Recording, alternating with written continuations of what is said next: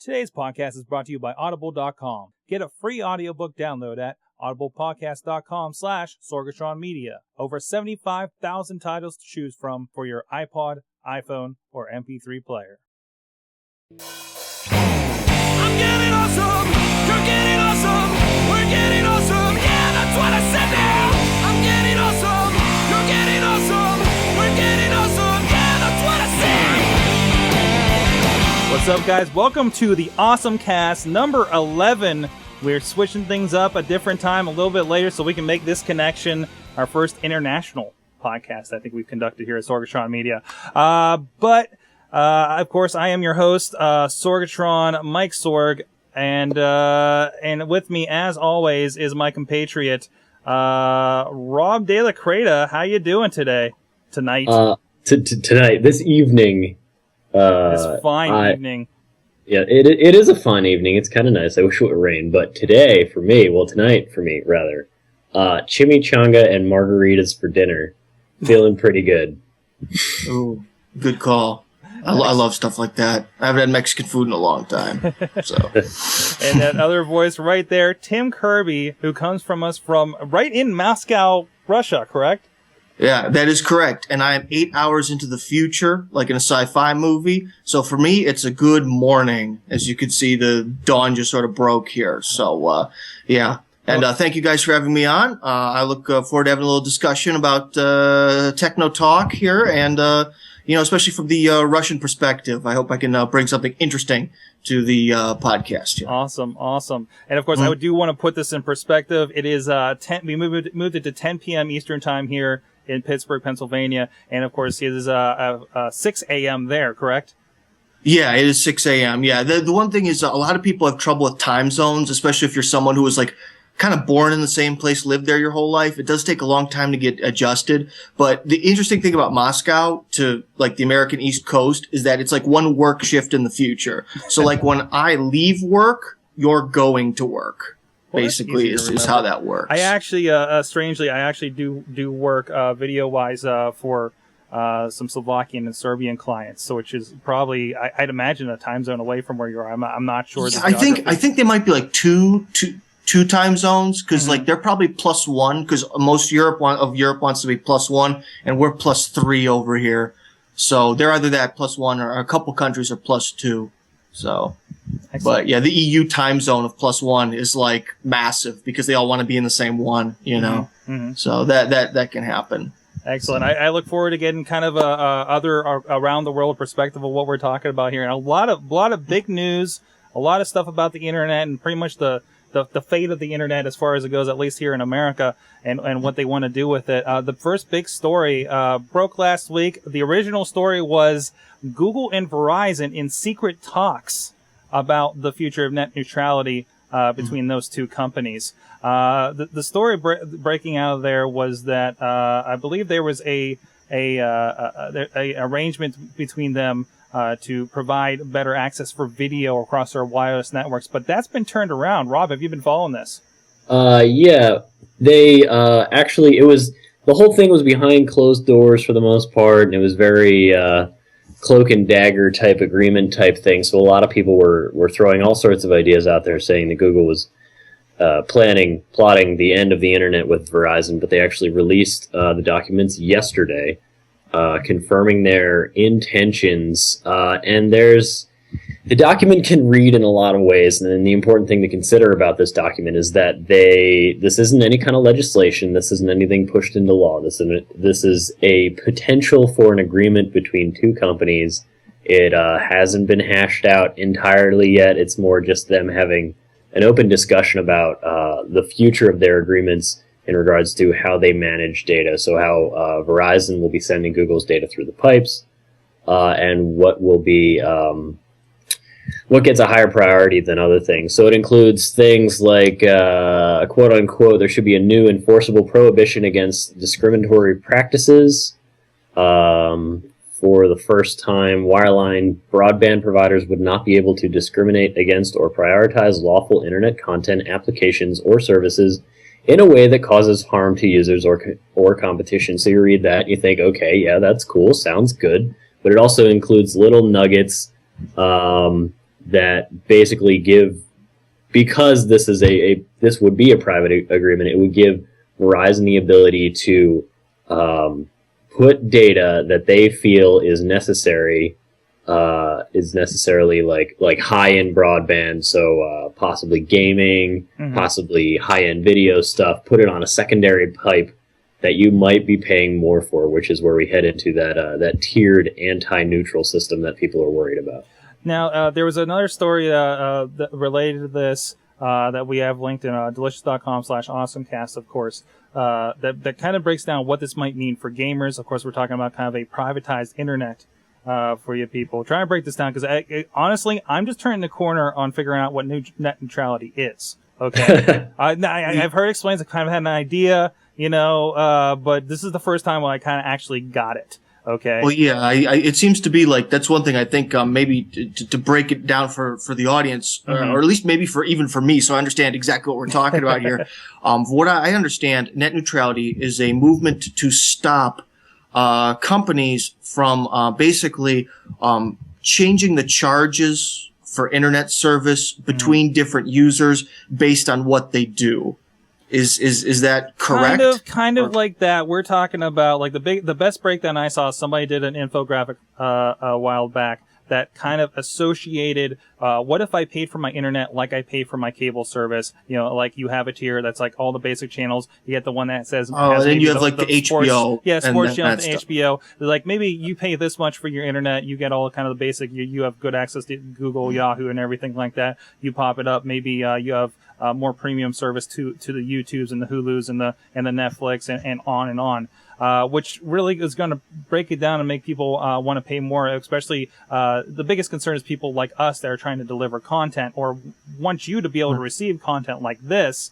We're not CNET. We're not somebody big. We're not Comcast. So this could be a giant roadblock for content providers. At least that's the angle from everything that I've read and followed that I'm concerned with. As a user and producer.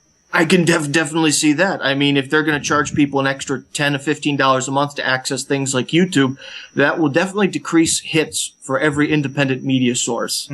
And maybe deep down, that could be part of the goal too, because old media is really getting sick of shows like yours.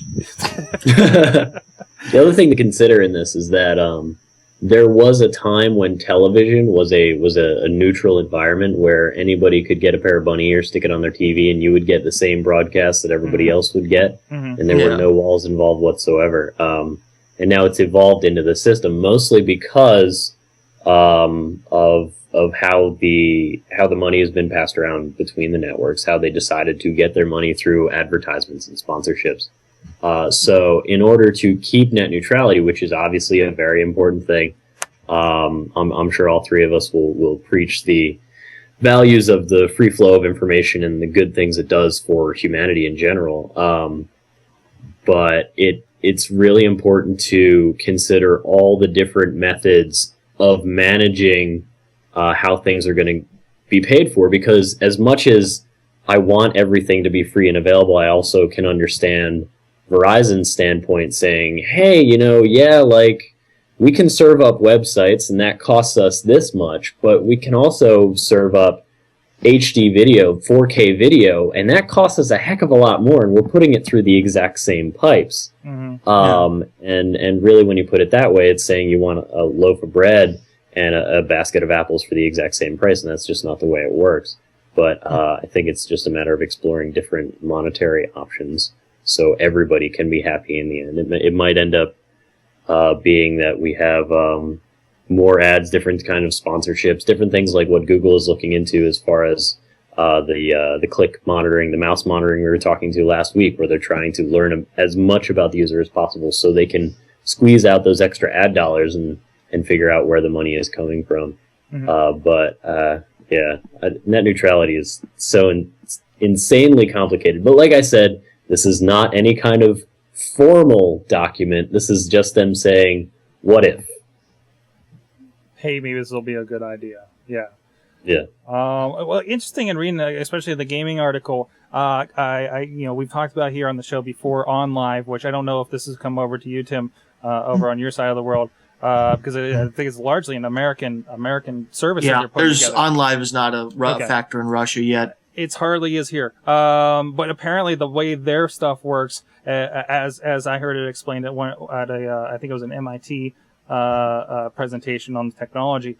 Basically, they've kind of cut deals for the initial. I forget how they explained it. It was like the initial top percent of the bandwidth, or the ports, with large ISPs, the Comcast and the Verizons, and they have centralized servers. For those who don't know about OnLive, basically it's supposed to be a way for you to run your video games on either very minimal hardware, as in like a box this big it looks like, that hooks up to your TV, or basically any PC or Mac doesn't need a high-end graphics card, because what they do is they process it in the cloud on their own servers, or a PS2 over here in this building. You can kind of think of it like Arkham Asylum, Prince of Persia kind of stuff is on there. And basically all they do is take your button presses on your computer, send that over the internet, it reacts, sends you a video feedback, is the way you can think of it. Which, of course, that kind of latency could be a problem if you have a delay in a fast game like Unreal Tournament. So it sounds like they've made deals already that sound like anti-net neutrality for this kind of service.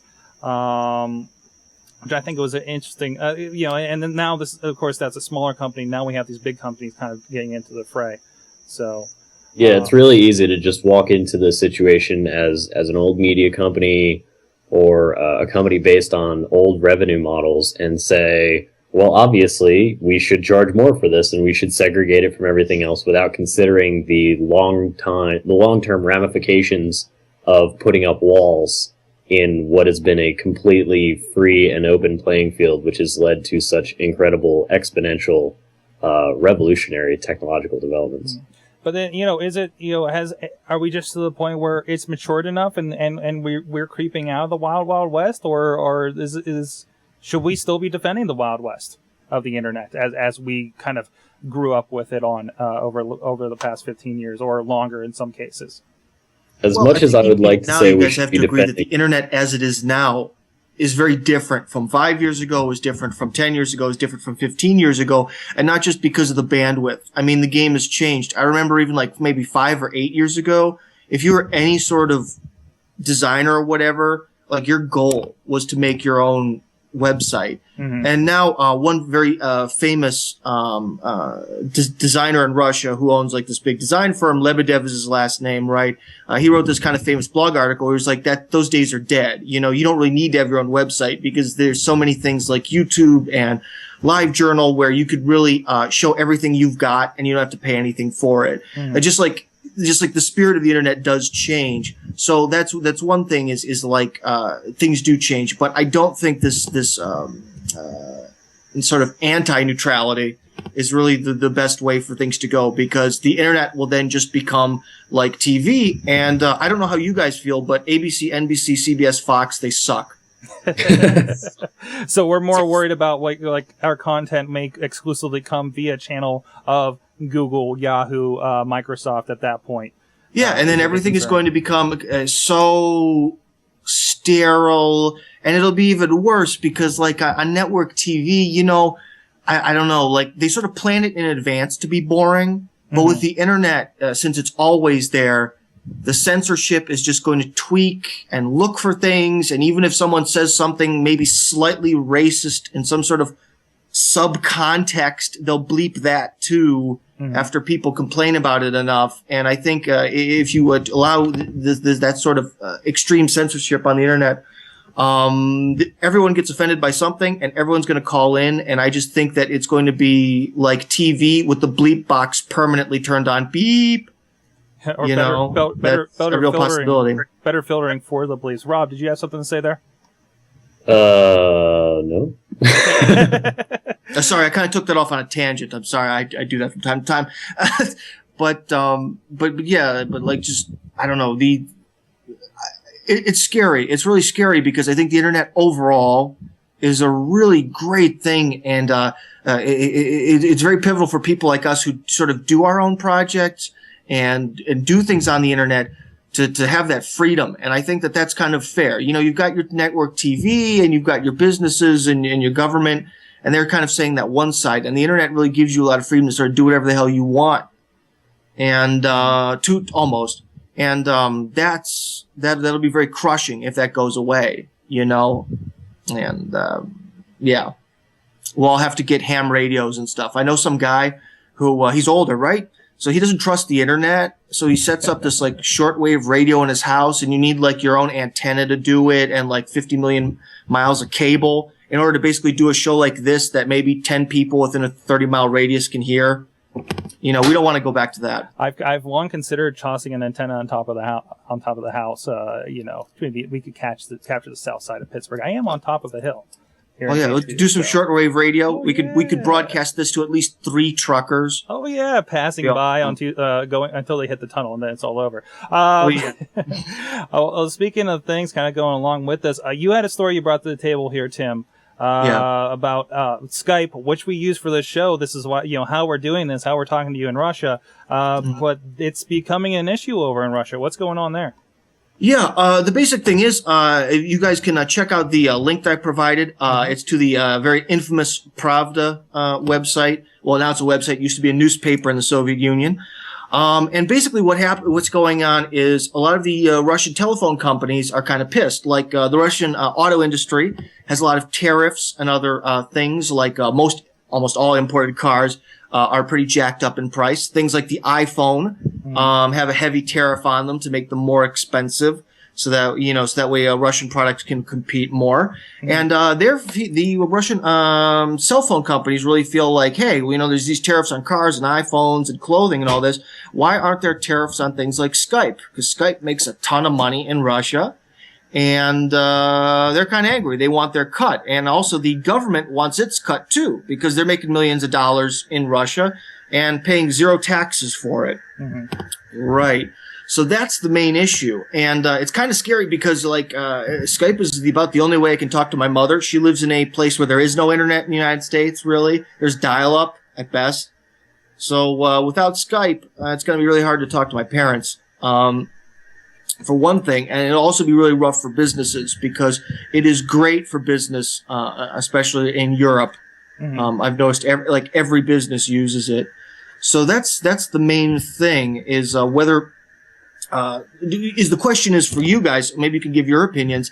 Does a company like Skype that sort of doesn't have any base, which is sort of in the ether, do they have the right to work and earn millions and millions of dollars in a country and pay 0 taxes? The closest I think I can relate this to is we're having a similar discussion here that's been kind of ongoing about the internet sales tax and how that applies.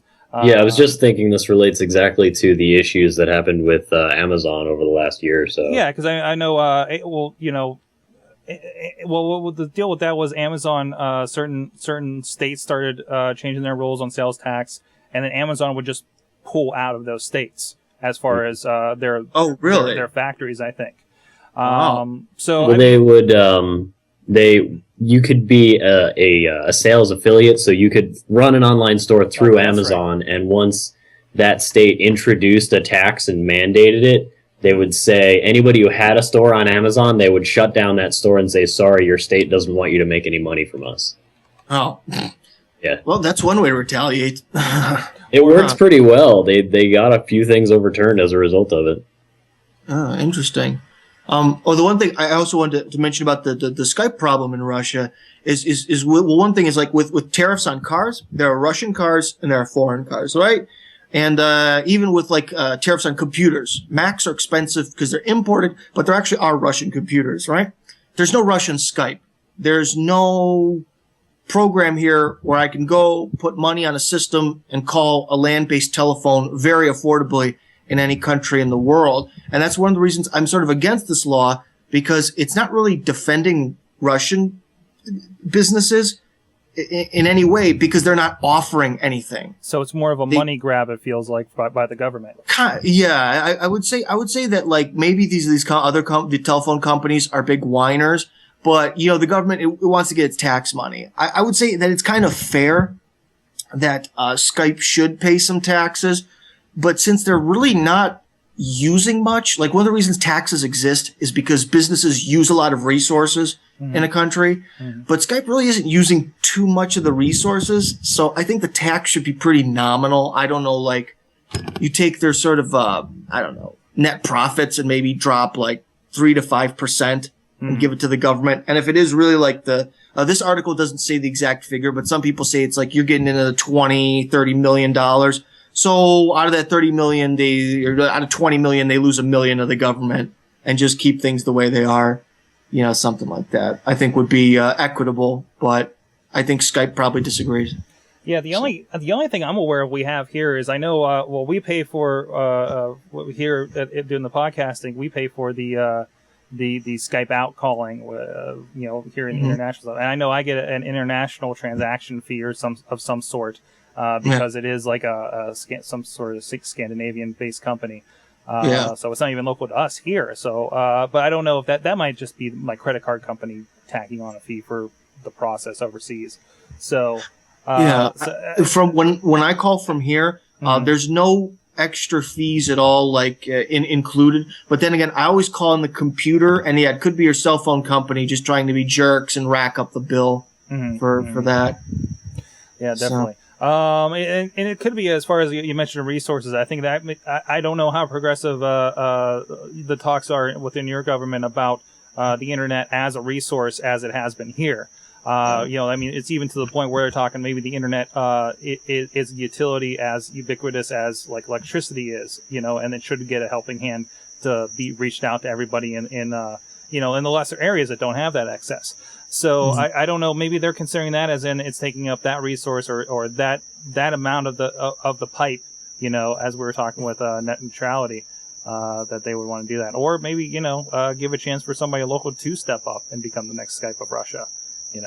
Well, yeah. See, because I understand that side of the argument, and in fact, those two websites I just sent you, which were Russia's Google and Russia's Yahoo, which you could show the viewers. In fact, recently, my wife, who's a market researcher, actually showed that they're starting to lose a lot of their traffic to things like Google, which is now pretty well translated into Russian. So in a way, like a lot of these Russian websites do take a lot of heavy competition from the West, right?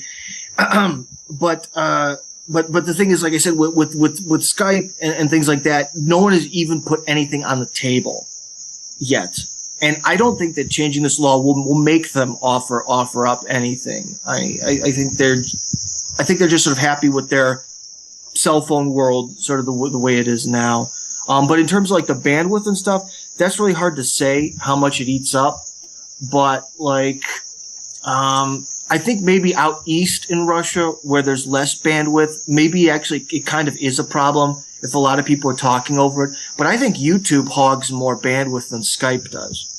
Yeah, I'm pretty sure it does. I can't find the numbers right now, but I did do an analysis of Skype's actual bandwidth usage, and it's really small compared to like streaming HD video or anything like that. It is really nothing to concern. Yeah, and especially if you're doing Skype without the video, because one nice thing about Skype, I'm sure you guys have noticed, is if something's goofy happening with your internet and it is stalling out, somehow Skype still works. Like it could stall to a trickle less than dial-up, and yet somehow Skype still works. It's magical. At least for the audio, for the most part. Yeah. I don't know. However, one thing, the spirit of the internet is maybe a little bit better in Russia. It seems like politicians seem to be more inclined to understand it. Like you don't have there's no classic that speech about this. The internet is a series of tubes. If you remember that crazy speech from a while ago, or how George Bush calls it the internets and stuff like that. Actually, President Medvedev uses Facebook. He has his own blog which he updates from time to time, or I should say, he gives talks on camera, and someone else probably posts it up because he's the president. He doesn't have time to waste on that stuff. But, him and Putin are very pro-internet, and Putin has his own website where he puts up funny photos where people make fun of him, which is kind of nice. And, so I think that people are more technologically inclined in the older generation in Russia, like the 40, 50-year-old generation, than I think they are in the United States, actually, ironically. What's your broadband penetration like over there? Oh, good question. Well, according to what's this site, Internet World Stats, they say the internet penetration is 42.8% in Russia as of June.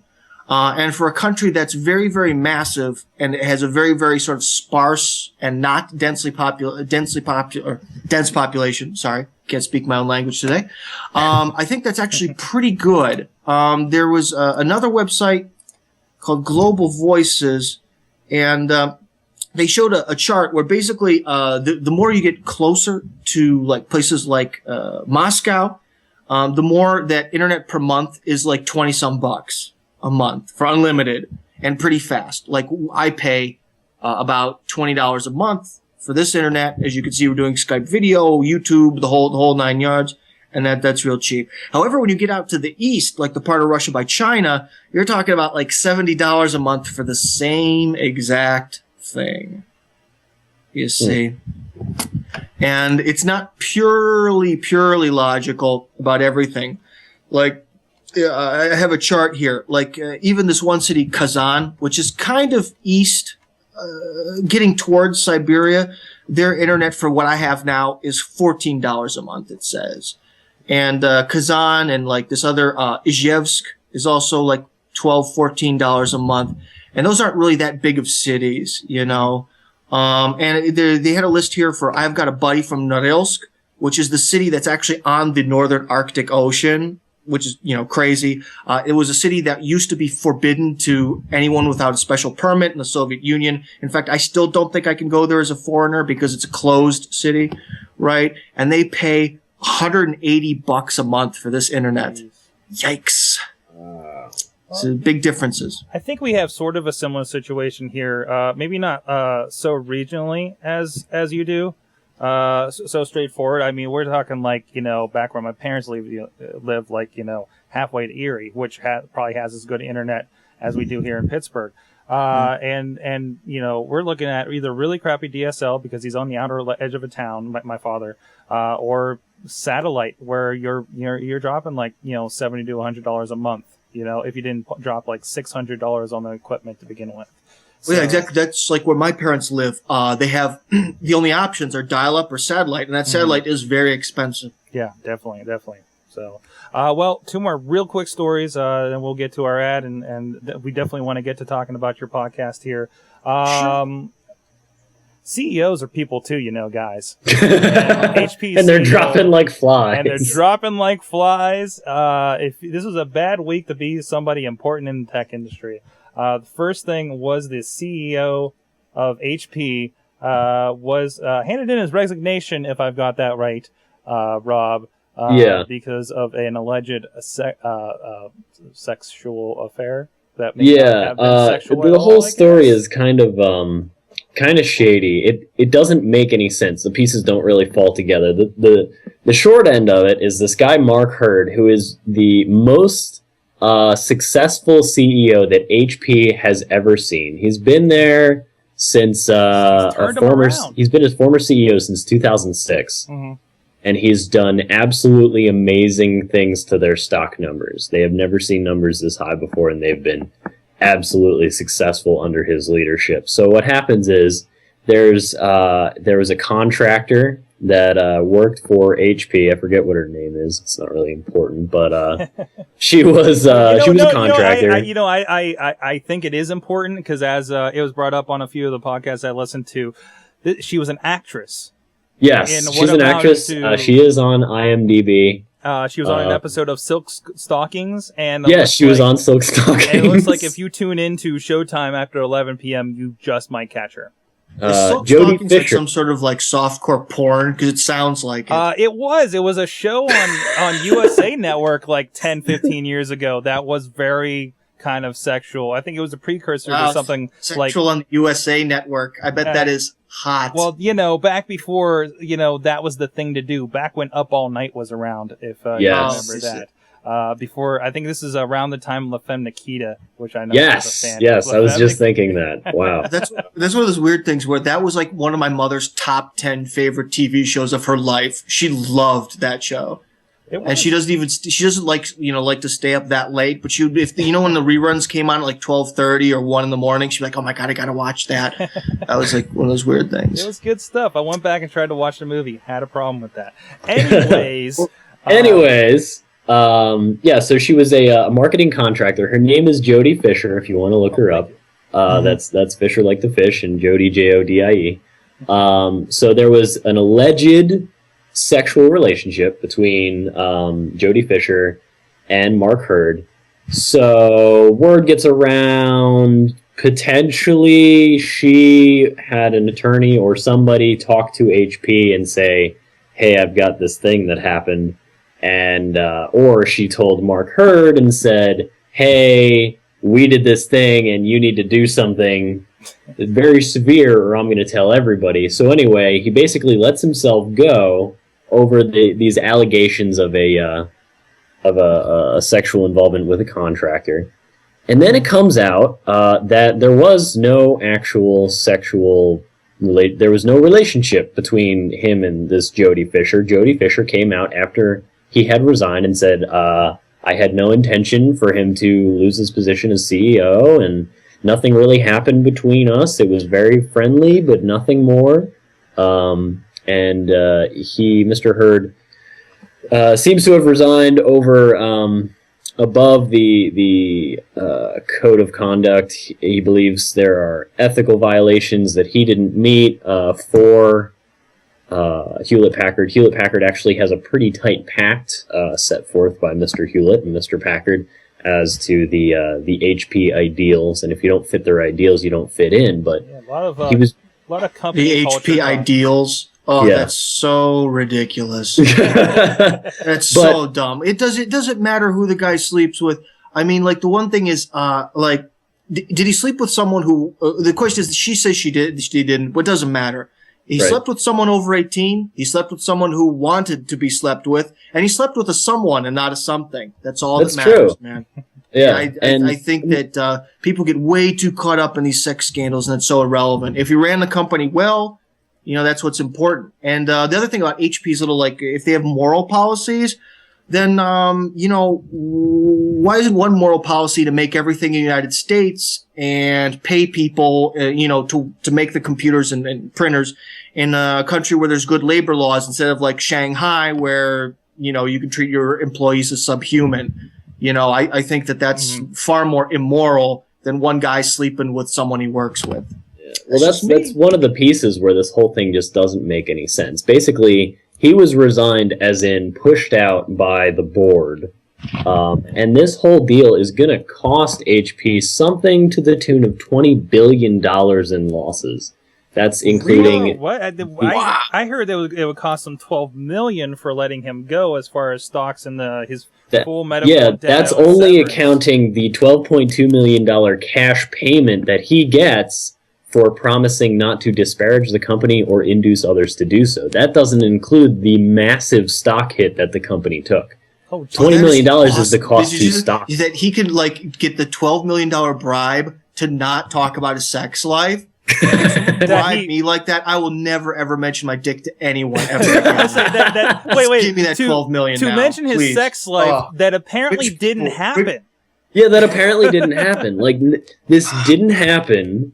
He resigned, quote unquote, was pushed out by the board over what is believed to be like breaking of the Brotherhood of HP or whatever, for somebody who has made HP an incredibly successful company over the course of 5 years.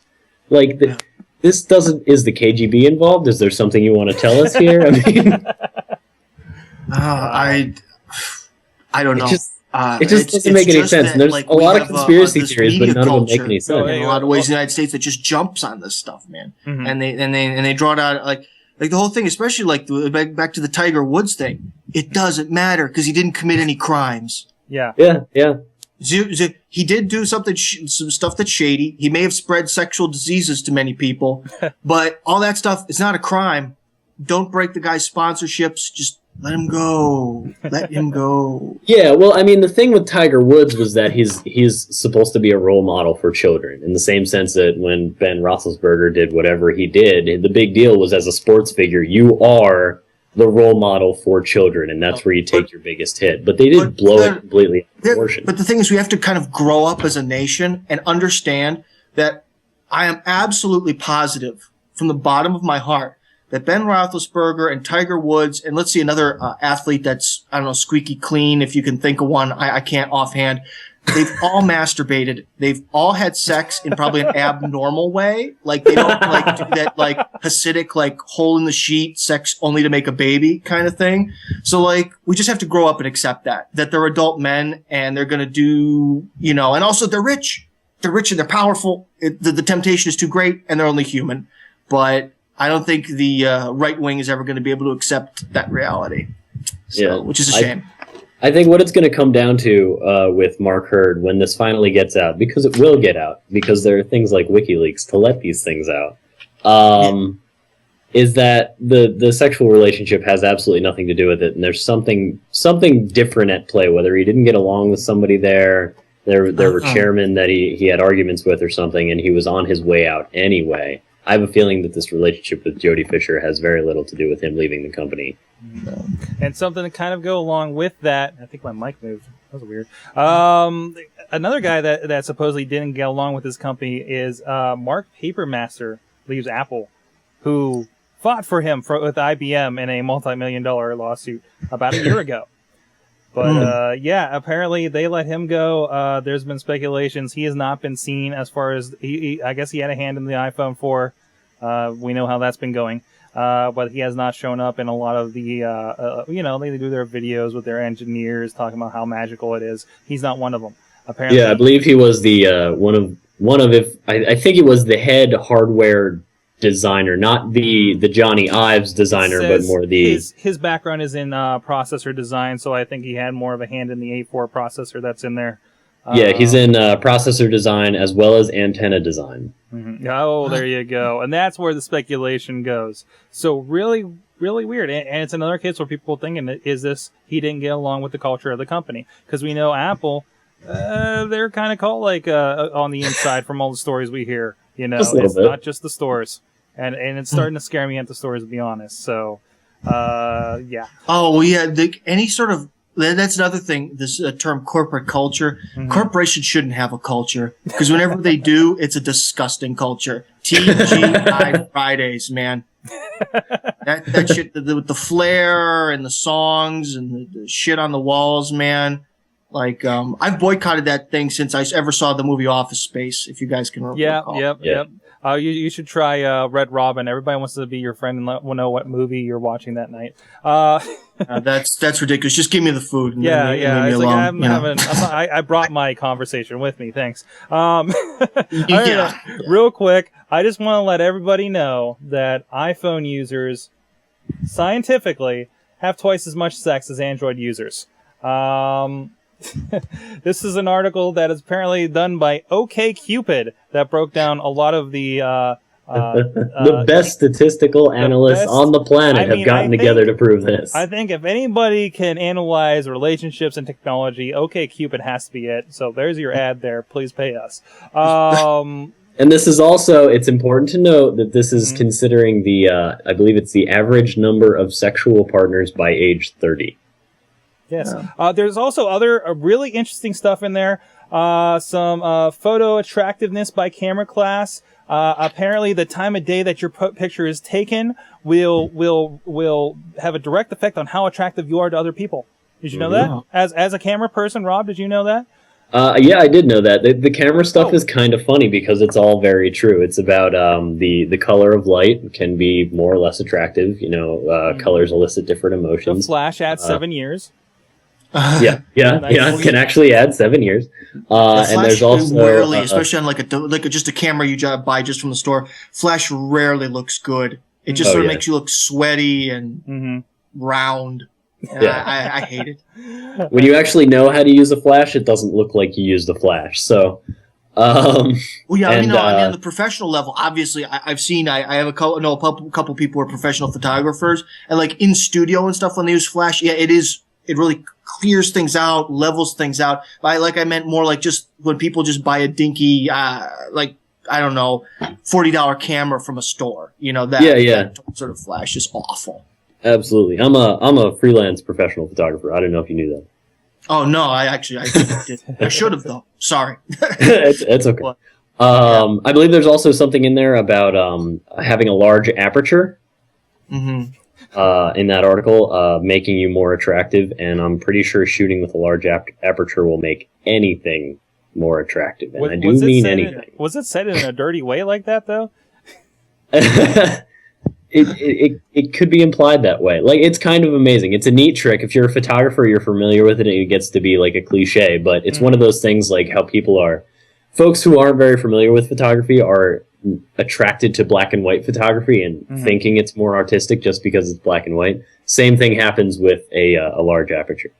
Beth in the chat room says flash makes her look stoned. So there you go. Oh. All right. Well, yeah, if it makes your eyes like totally red and look glazed over. Yeah, I can see that. But no, trust me. Like I think that's part of the reason is photography is a major difference because probably each of you have, I don't know, especially working in podcasts, you probably have hundreds of thousands of pictures of yourselves all over the place, right? And a lot of them are good and a lot of them are really bad. Yeah. And that also shows that it's the way it was photographed and not necessarily the subject. Because you guys like don't like get like wear like makeup and special outfits when you're pictured. You're pictured in a real life setting, and some are good and some are bad. It's all the photographer and the machinery. Hate most of my pictures. Yeah.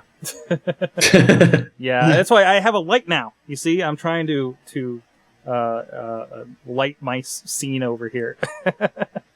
So, oh, but one thing, can I get into that? The theory of the Droid versus iPhone users. Sure, real quick. I think, well, one thing is, first off,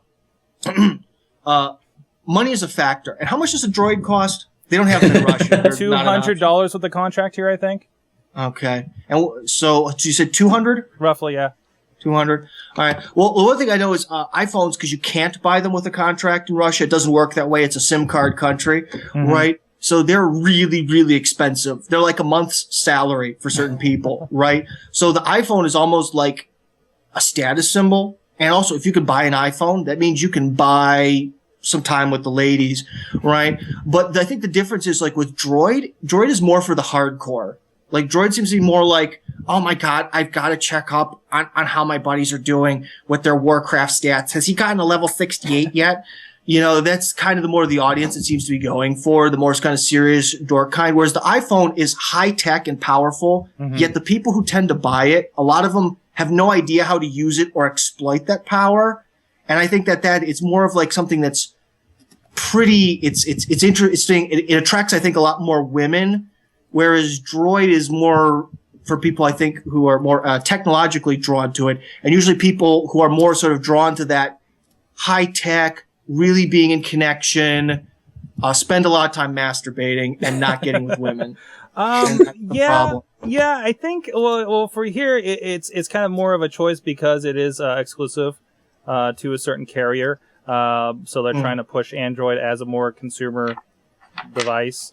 But amongst the people, like, say, on this level, on this kind of show kind of thing, it seems to be like that. It really feels like you said, iPhone's a status symbol versus Android is maybe more the common user just because of its mass availability. The analogy I've given is, and this has been all over too, is it really does feel like iPhone versus Android is much like Mac versus PC of the last few years. Android's taking over as far as sheer numbers because there's so many of them, but it's not all the same experience depending on what phone you get. Whereas it's really clear cut across the board.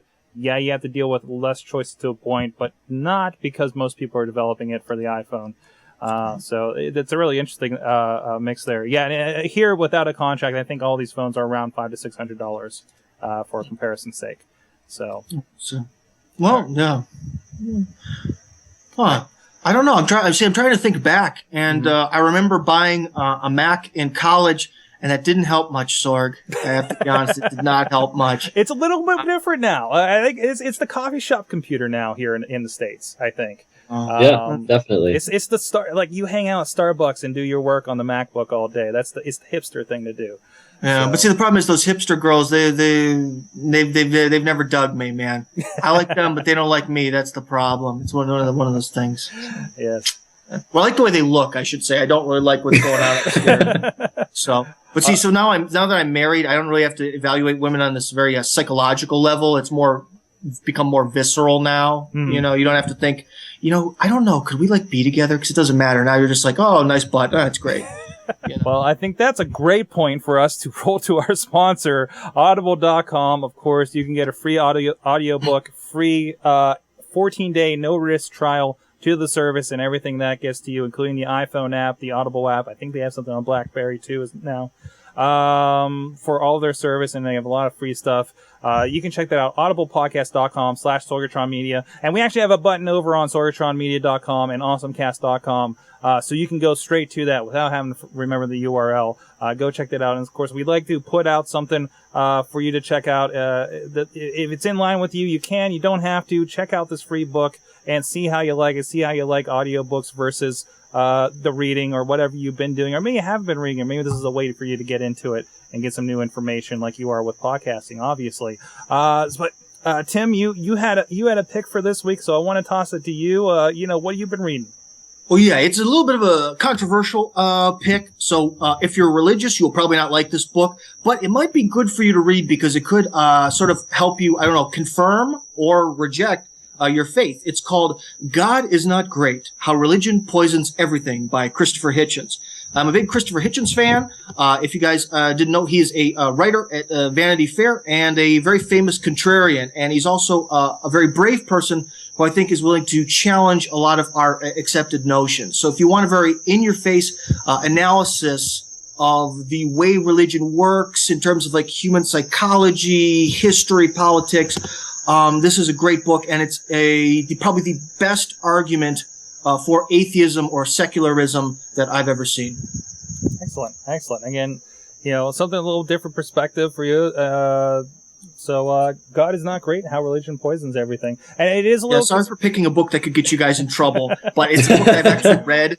And I knew it would be on there, so sorry. We're not going to debate religion on this show. I think we all have varying opinions on it, and whatever they may be, to each their own. But hey, it's always good to get different perspectives on it, no matter where you lie in your ideas and everything. As far as I'm concerned, yeah, like I said, even if you are a person of faith of some kind, it's a good book because it provides a great counter argument. And if you read it and you're like, this counter argument sucks, then your faith is increased by tenfold.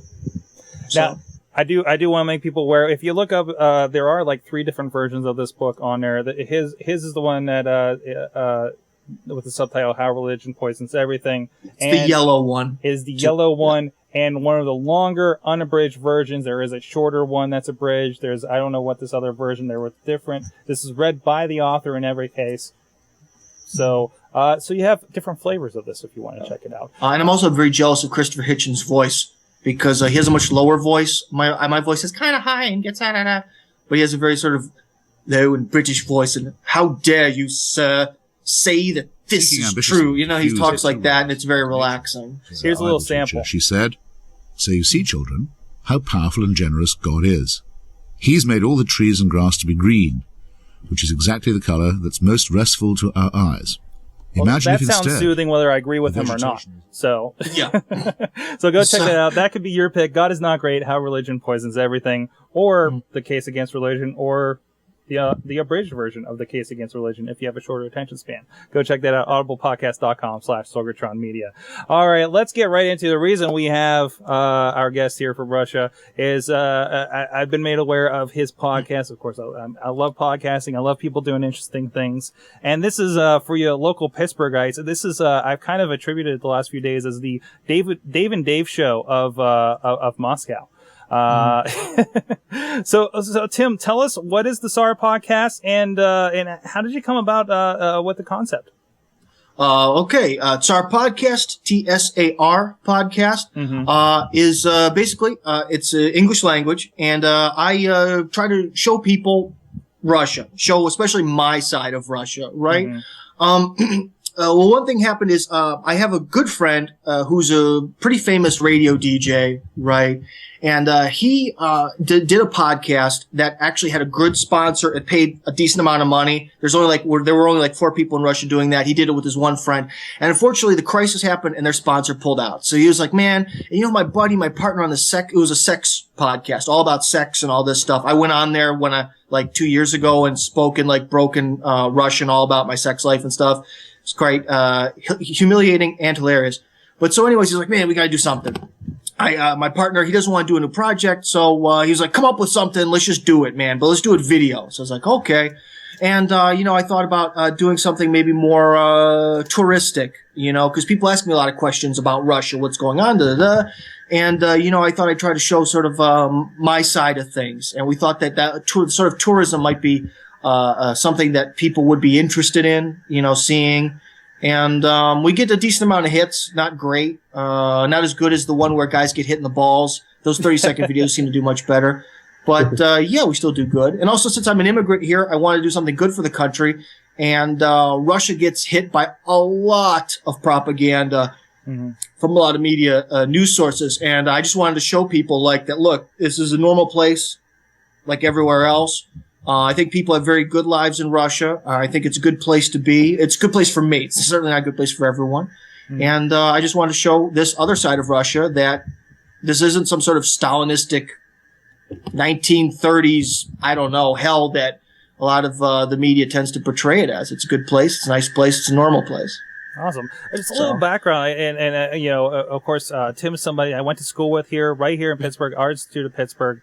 And we kind of reconnected over the years, stayed connected here and there. I remember when you popped up on some sort of Russian dating show that I got past one time. Oh, yeah, the dating show. Oh, dude, that's awesome. Like every day, now that it's old, it's like every other day I get to hear some woman from Siberia gets to write me an email like, you cheap bastard. You cheap bastard. How can you be da da da? It's awesome. I love it. So I am cheap though, it's true. How did you end up from here in Pittsburgh all the way to Moscow? Oh, well, the thing is, basically, I kind of wasn't really satisfied with a lot of my life in the United States. Like I grew up in the hood in Cleveland, right? And so every day I kind of got to hear basically you're a fag and you're a piece of shit. And you hear that after a while. And you sort of are getting this position where you have 2 choices. You can either sort of accept it, yeah, I'm a fag, I'm a piece of shit, I'm going to play World of Warcraft for 12 hours a day. Or you can reject it. And I was like, man, I can't, I'm not going to be this, man. I'm not just going to be this scumbag, and I got to do something different. I got to get the hell out of here, try something else, and the other thing is in the ghetto, when I was younger, I wanted to be Mr. Hip Hop. I basically, since everyone was black, I wanted to be all cool and try to be black, but I'm white, and, they'd never accept me for that. And on the opposite side of things, growing up with all black people, I sort of see their perception of white America and how stale and that TGI Fridays corporate culture mentality. Trust me, black people could not invent that.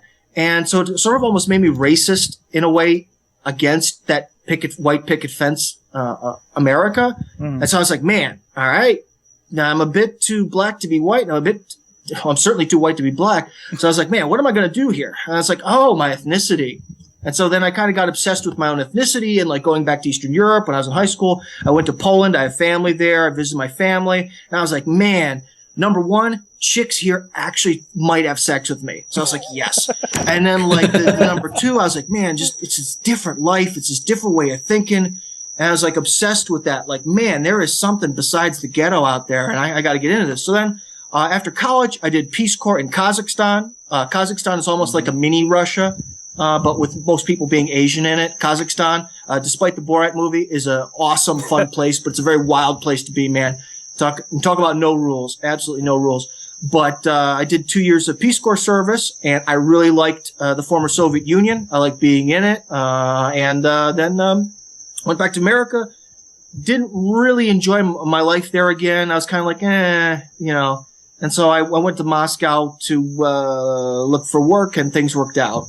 And now I'm heavily involved in the Russian video game industry, which might be interesting to some of your viewers. So I bet, and listeners, who I bet like some video games like we do.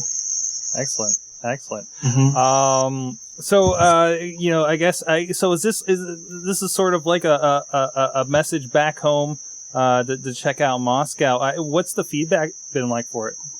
Good. You know what the kind of the funny thing is I really thought that our audience would be primarily, especially Western Europe, even more so than the United States, because a lot of Western Europeans get excited about Russia, especially like Germans and stuff. But they all speak English as a second language because it's mandatory in schools. So that's one of the reasons in Tsar Podcast overall, I sort of have this. I'm kind of using my Tsar podcast speaking voice now, where things are more clear. I try to keep things concise, right? Mm-hmm. But in reality, the overwhelming audience is from Russian-speaking countries. That's the interesting thing. One thing I didn't expect is that apparently Russians sit around and search through YouTube looking for English-speaking people talk about their country. Maybe it's like paranoia or something, but Russians definitely have an inferiority complex, I think, towards the West. And so I think a lot of people, for Russians, it's almost like, I don't know, like soothing to hear someone from the West actually say something nice about the country. And so, at one point, 80% of our hits were from the former Soviet Union. Now that's become a bit more diverse, but it's still 60% of our hits are from the former Soviet Union. However, now we're on iTunes. You can just search the word Tsar Podcast in iTunes if you want to download it. And over iTunes, I really can't do any tracking of where the stuff goes, so I have no idea. But we're doing pretty decent on iTunes, actually, shockingly. I didn't really think many people would find it through random searching, but they have. About 1,000, actually. About 1,000. So. Now, I think if you've done roughly 10 episodes, right? Mm-hmm. Over the last few months. We're at 8 now. We want to we're going to have like a 10th episode sort of jubilee that we want to do. So, but yeah, we're about at that. Because it's a video podcast, it is very work heavy, and we try to film at sort of interesting locations. Like we filmed, probably the most interesting one was we filmed in Stalin's secret bunker, which is a bunker that got sort of declassified, and we went down there and took a look at it. It's right in the center of the city. So. That's actually one of my favorite episodes of the series so far. Thank you. I think it's definitely the most unique, and I'm glad we were able to get the permissions to get it done. I think it's the first one I watched, actually. That and the beer fest was interesting when you're talking about the seaweed beer. What's kind of your favorite episode, your favorite thing to visit out of the series? My favorite episode. That's a good question. Let's see. Yeah, I'd actually have to say it was the beer one was probably the best, because I'm a very pessimistic person, and I expected not much, but luckily, we met a lot of people, and especially that guy, if you remember from the video, who was the representative of some local microbrews. He represented different companies that do that.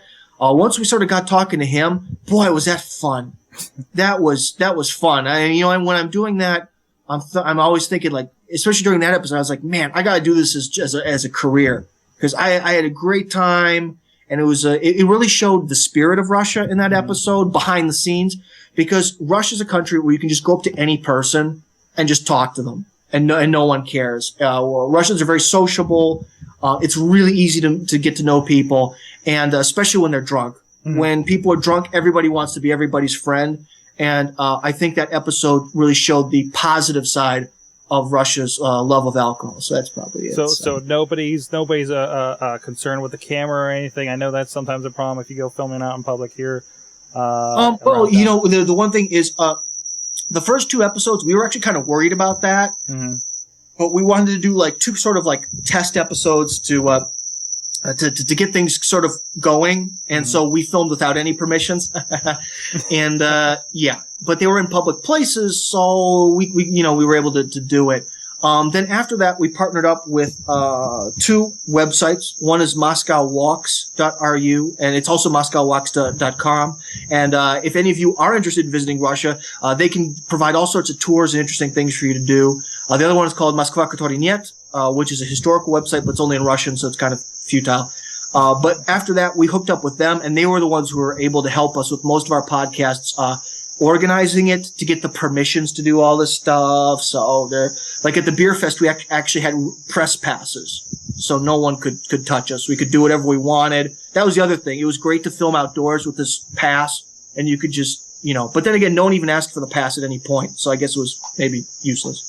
So Still a badge of honor there. So yeah, no, it felt good. It's like, yeah, we're the real press, especially when you're drunk. When you're drunk and you've got this like shiny piece of paper, you're like, hey cops, look at this.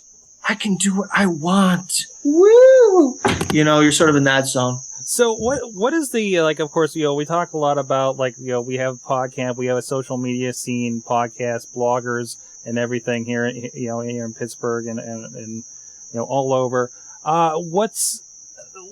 What's been kind of the reaction, and have people really gotten into the podcasting? Are people producing a lot of content on their own in your country? Oh, yeah. There's especially this one site that was started by a guy named Vasily Strelnikov, who was like one of the first MTV VJs in Russia. He started a website called Russian Podcasting, or RPod for short, .ru, and there are thousands and thousands of people on there. It might even be sort of like what's that podcast Alley? Okay. Like an equivalent to that, but in Russia, and much more attractive website. Podcast Alley is a hideous website. Oh yeah. Although I respect what they do, but they gotta make it look nicer. But anyways, he started up this Russian podcasting site, and like I said, my friend Pavel, who does the videos with me, the Tsar podcast, he was one of the first heroes of that. And so, yeah, there are thousands of people, and podcasting and self-created media is very popular, very, very popular in Russia. Are people are kind of stars being born out of this, or is it just kind of 15 minutes of fame stuff, or there's a lot? Well, you have to. The one thing that is kind of frustrating is in Russia, there's a different pay scale, like in the way things work. Like I know a guy who, lovely guy. We actually filmed a movie together, a rather low budget documentary movie that unfortunately hasn't been released yet. Oh God, I just want him to release it. It's been like a year and a half of waiting, but he's a busy guy. And his name is Vladimir Kisarov. And, we and him, we filmed this movie together. But anyways, he essentially works on the Russian equivalent of Saturday Night Live.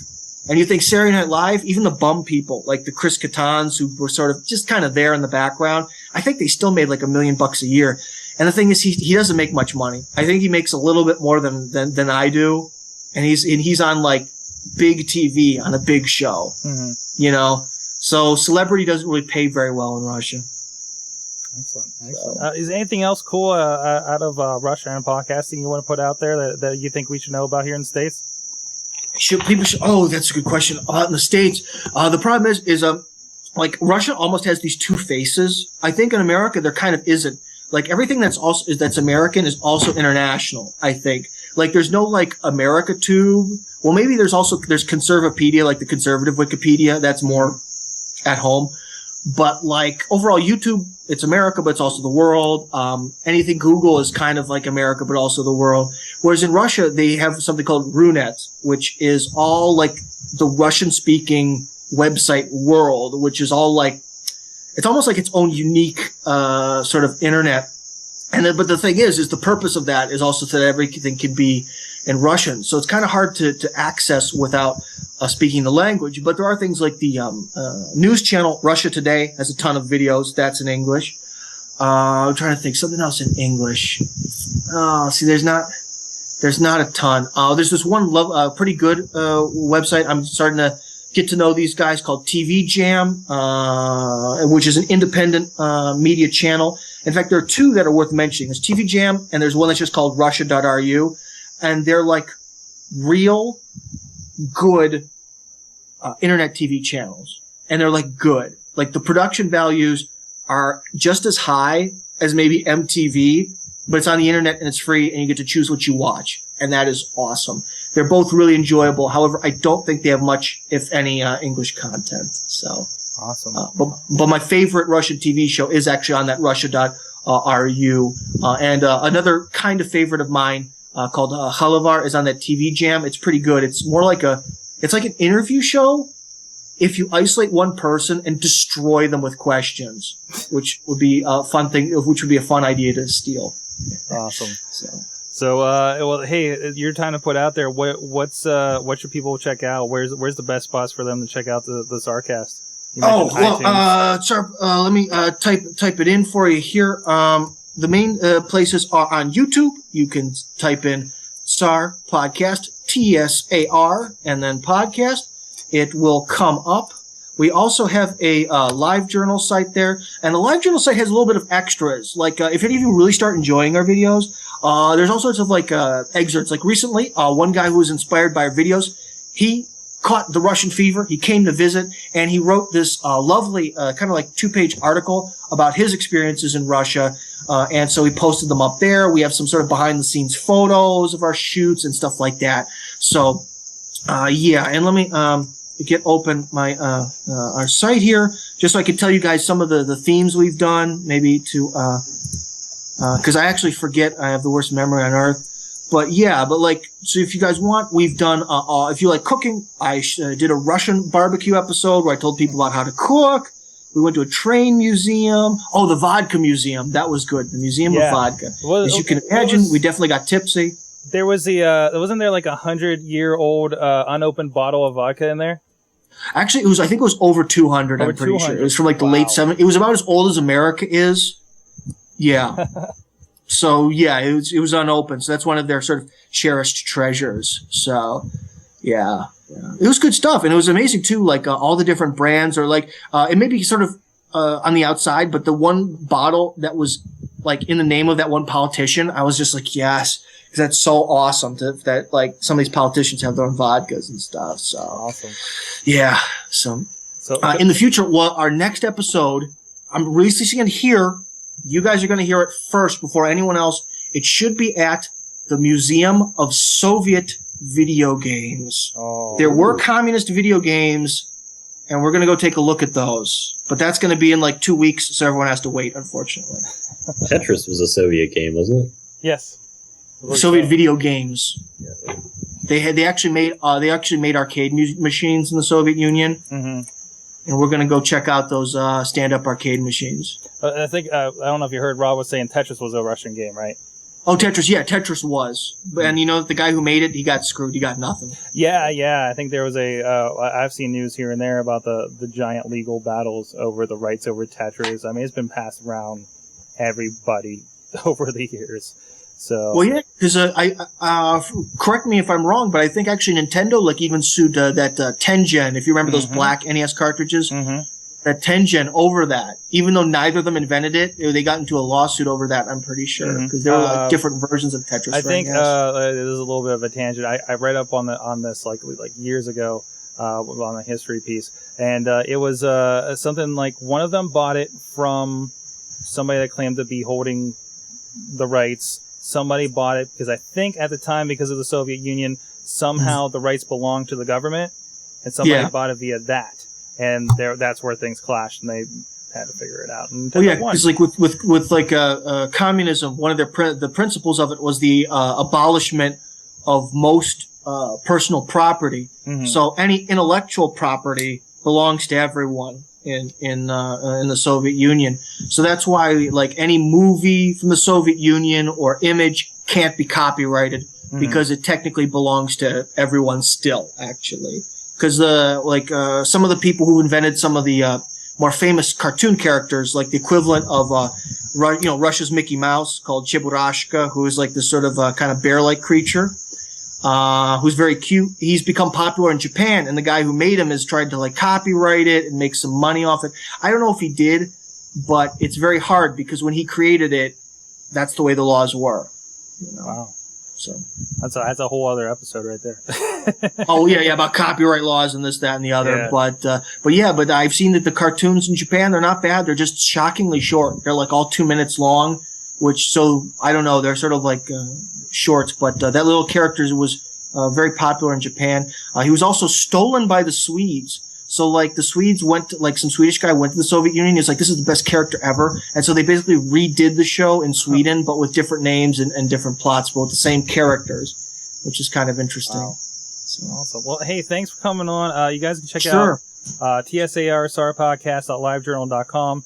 We'll have a link to all of that stuff. We have a lot of the stuff that he's mentioned, a lot of the website we put in the show notes over at delicious.com/awesomecast. So you can kind of follow along, go back and check a lot of that stuff out. A lot of really cool stuff Tim brought out there. Hey, thanks for coming on. Thanks for getting up so damn early. I think we watched. Oh, no problem. I just hope I didn't talk over you guys too much. Sorry, sometimes I get a little aggressive in my conversations. I'm like, I gotta get my point in. I think we might just have a slight bit of lag that might have been doing it, but from this distance, I mean, that's still fantastic as far as I'm concerned. And I think we've watched the sun rise behind you as it's set. Oh, yeah. It's been long set over here in the States, which is pretty cool in itself. So, hey, thanks a lot. You know, anything coming up, let us know. We'll be sure to push it along here. And I'm really excited to see what else is coming out of Russia. Well, yeah, thanks for giving me some exposure, guys. And I want everyone to, come on, check out our podcast. Might be interesting for you. Russia's a very mysterious place, and I think it can be a very interesting topic. So come and check out our videos, and I think you'll enjoy what you see. And of course, please feel free to leave comments, or if you see anything in the videos where like, what the hell is that? Feel free to ask questions, because I love to answer them. Say, watch out for the random bear as well. Oh yes, watch out. So, and Rob, what are you working on lately for people to check out? What am I working on for people to check out? Not much on the internet besides PodCamp. If you happen to be in Pittsburgh on Friday night and you see a really obnoxious bike ride by that should be quite blinding as the sun, that would probably be me. I have a bank of gigantic batteries on my dining room table right now, charging up. Wait, what is this? Yeah, what are you trying to do there? This is the light show bike ride I've been mentioning periodically. This is, in fact, Bike Fest week here in Pittsburgh. So my usual Friday Flock at Night ride, which happens at 10:30 at night, we will be having a light show edition in which everyone has been challenged to light up their bike as much as possible. So I have cold cathodes, LED strips, or EL strips. No sparklers, right? What's that? No sparklers, right? No sparklers, or sparkler bombs for that matter. For those that don't know, on the 4th of July, Rob was involved in an experiment. Oh, but you did the year before too, didn't you? I've done it a few times, and it's always a blast, literally and figuratively. How many sparklers were taped together? 267. That was in the 300s. Oh man, that's awesome. Wow. I think that's what it was, because next year I would have to double it and do 600, and I'm a little nervous about that. Yeah, considering I think we need a bigger backyard to do that in. I think there was a mushroom cloud. Yeah, there was. Oh yeah. And a heat wave, and I may have flattened some grass. Sorry. If you guys like that, you should check out. There's this one video where this guy lines up 1,500 bottle rockets in this one box and shoots them all. That's also intense. But I can just imagine that many sparklers. Didn't they just all sort of melt instantly? Yeah, it all ignites because of the magnesium in the sparklers. It all reaches a super high temperature and ignites all at the same time. If you actually pack them together super, super tight, you can cause an explosion. Really? Yeah, if you look up sparkler bomb on YouTube, you'll find people who have put them in the trunks of cars, and there's one video where they put it in the trunk of a car, and it actually completely blows in the back seat, blows down the panel on the bottom of the trunk, and creates this giant bubble in the lid of the trunk. Oh, wow. But you know, Rob, maybe you need to delete that, because now the terrorists know how to strike. Oh no. Thanks a lot. So. And there's our international incident. There you go. But yeah, so if you see a really annoying bike, that's me. Other than that, I'm painting and potty training a kitten. So my life is super exciting. And if you want to hear about it on the internet, robjdlc.com, on the Twitters at robjdlc.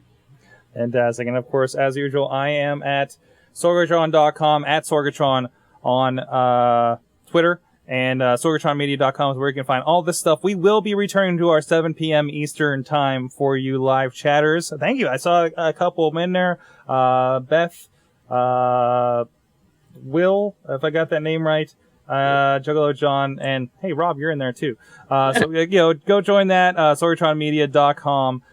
7 p.m. Eastern. We do all the recordings for Sorgatron Media that night, currently. Also, we've added a lot of stuff there. All the Twitters is added to, is added. What? It's way too late to be doing this. I still have to edit. But hey, if you like to talk in funny ways, call 412-25-ACAST, 412-252-2278. That's our new AwesomeCast hotline. You can ask questions, give comments, whatever, and you could be on the AwesomeCast yourself in voice fashion. And of course, check us out, awesomecast.com, at AwesomeCast on Twitter, contact at awesomecast.com. If you want to contact us the old texty way. And that's all I got. That's really all I got. Because I'm too tired and my brain's fried anymore, and I have to end the show right now. I'm sorry for keeping you guys up so late. hey, thanks for getting up so early. Thanks, Tim. Thanks, Rob, as always. And it's been the Awesome Cast, the podcast for the flyover stays. We'll see you next week.